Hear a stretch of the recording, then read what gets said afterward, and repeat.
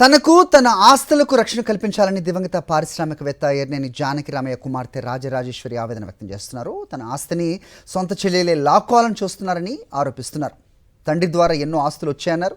1988 నుంచి కృష్ణా జిల్లా గంగూరులోని గోడౌన్స్ ఇతర ఆస్తులు తన స్వాధీనంలో ఉన్నాయన్నారు. కానీ ఇప్పుడు తన చెల్లెలైన రామోజీరావు కోడలు విజయేశ్వరి, బీజేపీ నేత కిలారి దిలీప్ భార్య అమరేశ్వరి తన ఆస్తులపై కన్నేశారని ఆరోపించారు.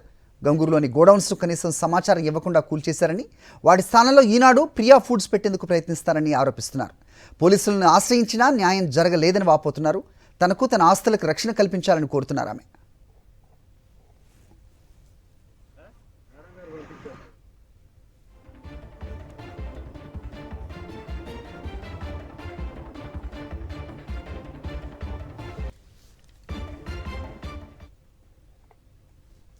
విజయేశ్వరి, మా సొంత చెల్లెలైన విజయేశ్వరి,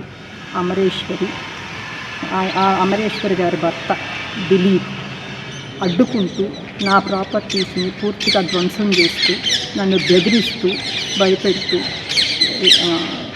అన్ని రకాలుగా వాళ్ళ స్వాధీనం చేసుకోవాలని, నా పని మనుషులను ఎవరిని రానివ్వకుండా నన్ను బాగా హెరాస్ చేస్తున్నారు. పోలీసులు అయితే మాత్రం ఎటువంటి హెల్ప్ చేయట్లేదండి. అసలు తప్పుని కాపు కాస్తున్నట్టు నాకు ఫీలింగ్ ఉందండి. పీజీఆర్ఎస్లో పెట్టానండి.